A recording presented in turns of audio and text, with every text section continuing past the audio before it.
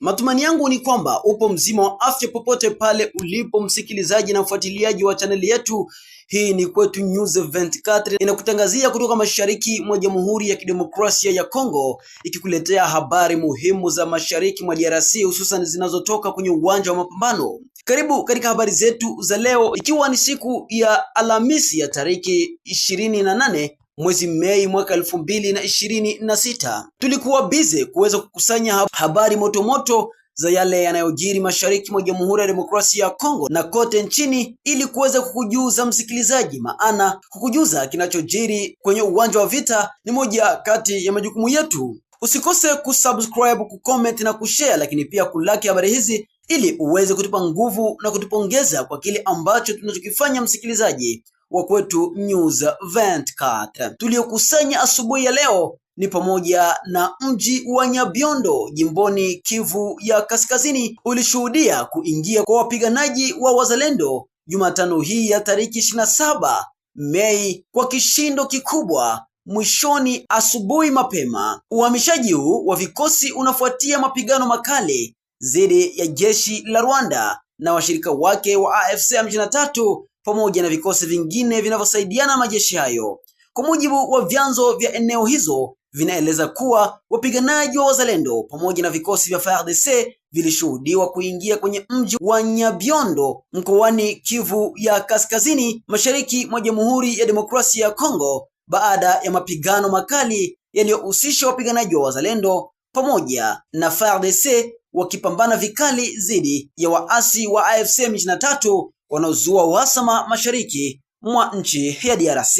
Ukiwa umbali wa takriban kilomita 20 kutoka Masisi Centre, mji huo unakabiliwa na mvutano mkubwa wa kiusalama kwa kuingiwa na hofu sehemu kubwa ya wakaaji wa eneo hilo wanaokimbia mji huo kwa wingi ili kujiokoa na usalama pamoja na kutafuta sehemu iliyo salama zaidi. Hadi mchana mapema, machafuko yalikuwa bado yanatawala uwanjani, huku milio ya risasi ikiendelea kusababisha wakaaji wengi zaidi kuyahama makazi yao na kuelekea sehemu zenye usalama zaidi. Haya yanashuhudiwa msikilizaji, wakati mapigano makali yanarindima mashariki mwa Jamhuri ya Demokrasia ya Kongo, licha ya kujiondoa kwa wapiganaji wa AFC M23 kwenye baadhi ya maeneo jimboni Kivu ya Kusini kama wilayani Uvira pamoja na maeneo mengine ndani ya mkoa wa Kivu ya Kusini. Hivi karibuni wapiganaji wa wazalendo walishuhudia kuchukua udhibiti wa eneo kadhaa jimboni Kivu ya Kaskazini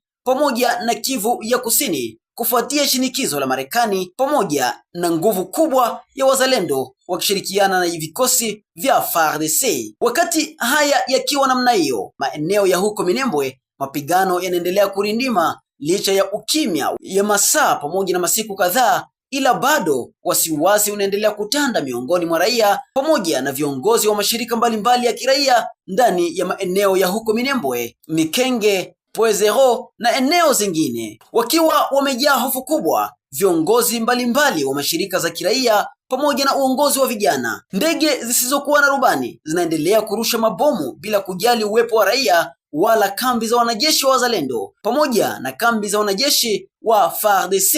Kwa hali hiyo, uongozi wa vijana kwenye sekta ya Itombwe huko Mikenge umelaani vikali mashambulizi makali yanayoendelea kila kuchako leo huko Mikenge pamoja na maeneo mengine ya nyanda za juu za tarafa la Fizi, Uvira pamoja na huko Mwenga.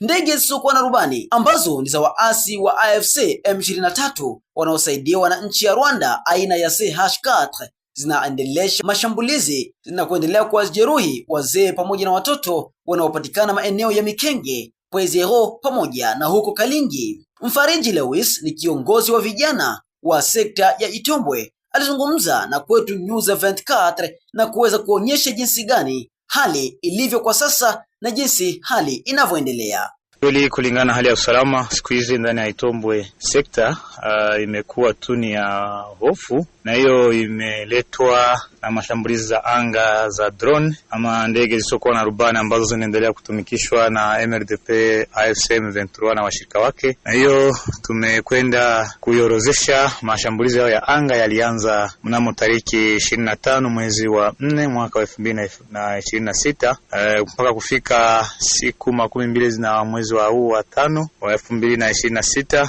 Ni kweli tumekwenda kuorozesha vifo vya watu wengi, huku idadi imefika kwa watu 29 tayari ambao wamekwisha kuaga dunia kwa shambulizi hizo za kuangushiwa mabomu na ndege zisizokuwa na rubani za drone, na watu 41 ndio wanapatikana katika vituo tofauti vya afya huku wakiendelea kupata matibabu, tukianzia pale Fizi, Baraka, wengine sehemu za Mkera, na wengine wanapatikana tu maeneo za Pwenzero, Mikenge na Kalingi. Tuwakumbushe watu kwamba eneo za Pwenzero, Mikenge, Kalingi zilikuwa zikidhibitiwa na hao wa M23 ama MRDP wakati walifanya alliance na AFC M23 tangu mwaka wa 2025. Kuanzia mwezi wa pili ndipo kijiji cha Mikenge kilidhibitiwa, na kuanzia hiyo mwaka njia zote zimekwenda kufungwa, mitandao ya mawasiliano za antena za Vodacom zote zimekwenda kuharibiwa kwa kukosa mafuta. Na hiyo eneo la sekta Itombwe likakuwa saa vile limekuwa mugiza, hakuna mawasiliano, hakuna vituo vya radio vyote vimekwenda kubomolewa, na hiyo ikakuwa ni hali hatari sana. Na tuwakumbushe mnamo tu mwanzo wa mwezi wa 3 ndipo jeshi ya taifa na wazalendo waliongeza nguvu kali sana na wakafanikiwa kukomboa na kudhibiti vizuri sana hivyo vijiji vya Mikenge, Pwenzero, Bilalo Mbili, Ngezi, Kalingi na kando kando. Lakini sasa mwezi wa 4 MRDP na washirika wake wa M23 AFC wakaanza kushambulia raia wakitumikisha drone, na hivyo ndo watu ambao tumekwenda kupoteza. Raia wengi ambao walikimbia vijiji vya Mikenge, Pwenzero na Kalingi walikuwa wanaanza rudia, lakini kupitia hizi shambulizi za drone watu wengi tena wamerudia maporini na wengine kurudia katika vijiji tofauti, na huku hawajapata msaada wowote ule wa kiutu, hasa huku magonjwa mengi, hata magonjwa ya kipindupindu yamekwenda kuripoti katika mtaa wa afya wa Itombwe kwa ajili tu ya kukosa matibabu na watu kuishi katika hali isiyokuwa ya kikawaida. Kulingana na hao watu ambao wamekwenda kupoteza watu, jamaa karibuni 17 ambazo zilikuwa zimeisha rudia pale Mikenge, pamoja wao wamepoteza wandugu, na wengine tena wamekwenda kutoka katika kijiji cha Mikenge na kuelekea katika vijiji jirani, na wengine wanaishi hapo wakiwa na hofu sana, huku mafikiri yamekwenda kuwaishi, kwani hawajui drone yaweza kuya na saa ngapi, yaweza kuya lini. Saa zote zile wanachunga wanaweza kupigwa na drone.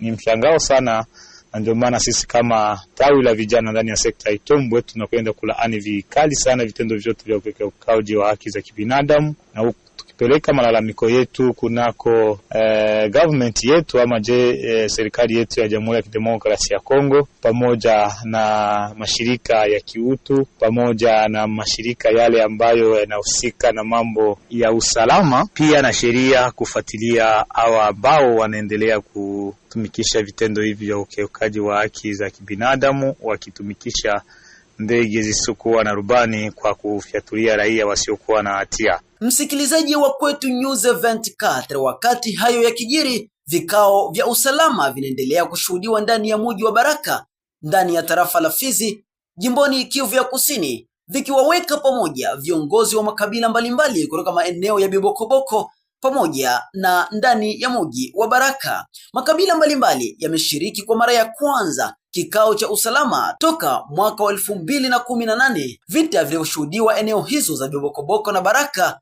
na kuwaleta kwa pamoja viongozi mbalimbali. Utakumbuka kuwa siku zilizopita Jemedari William Amuria Kutumba aliwasili eneo la Bibokoboko na kuhamasisha usalama na maridhiano kati ya Bibokoboko na mji wa Baraka. Meya wa mji wa Baraka, Bwisemene Wilonja Lambert, aliamua kuwaitisha viongozi mbalimbali wa makabila ili kuweza kushiriki kikao kwa mara ya kwanza cha amani na maridhiano. Baadhi ya walioshiriki walikuwa na kauli hii: tumeitisha kikao cha security leo ni kwa ajili ya usalama amani na usalama kati ya Baraka na Bibokoboko na pembezoni mwa vile ya Baraka. Tumealika watu wengi tu.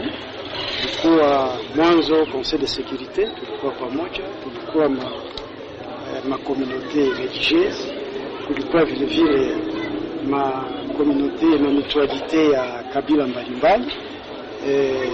Pendekezo ilikuwa moja muhimu, ilikuwa kwamba kila umoja anapenda amani na usalama.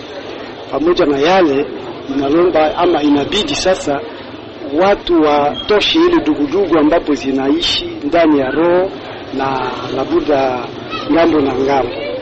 Na ndio maana unakuta huko pendekezo ya kwamba watu watoke Baraka waende Bibokoboko, watu wa Bibokoboko washuke kama kawaida, pamoja na kwamba tayari walishaanza, lakini ifo waoneshe kama hakuna tena ile tatizo kati ya watu mbalimbali. Raia wawe radhi na waendelee kabisa kuunga mkono, kwa sababu ni swala kila mtu. Tulikuwa mkikao ya kutafuta usalama. Nilifurahi sana, tena nilipokea mzuri, kulikuwa mazungumzo ya mzuri, tuongea mzuri. Nilipokea juu ya kusema sasa tukae pamoja, makomunote yote ilikuwa hapa mwa kikao, tuongee pamoja na kupendana, tafute usalama. Sisi binafsi peke tu raia. Wala si shida mtoto binti na kijana mwanaume, wakati wanapendana wanaweza wakaoana. Kuoana ni mapenzi ya mtu. Raia ya Bibokoboko ikifika Baraka hakuna shida, ikifika Bibokoboko hakuna shida. Bibokoboko ni salama. Tunahitaji bapande bakuye kwetu Bibokoboko, raia yetu ya Bibokoboko, ikiwa ni wazee, ikiwa ni basaje, ikiwa ni wanaume, ikiwa ni watoto, batawapokea kwa usalama. Wa mama kutoka Bibokoboko wanafika katika mji wa Baraka, kuna malalamiko yote mabaya tayari mmeweza kuyapata? Hakuna shida. Safari 3 wanafika hapa Baraka, hakuna shida. Balizunguka msantere, bakauza kitu yote yenyewe wanapenda, bakarudia kunyumba, bakatuambia sasa, bakahakikisha kuko batembea mzuri, tena Baraka ni salama. Mahitaji yangu kuendeshea kikao na marekomandasyon yangu nilisema, tunahitaji zile ngazi zote nitoka kusema bapande kwetu Bibokoboko, bende kuongea na wazee, babaone bafike kwetu. Assalamu alaikum arahmatullahi wabarakatu kwa Waislamu wote. Kwanza niseme Idi Mubarak pale ambapo unaponisikiliza msikilizaji. Asante kwa kuwa nami katika habari zetu hizi. Ni kuombe usikose kusubscribe, kushare na kucomment, lakini pia kulike habari hizi ili tujue unatupata ukiwa sehemu gani na unapokeaje habari zetu hizi. Asante kwa kuwa nasi hadi wakati mwingine. Kwa heri.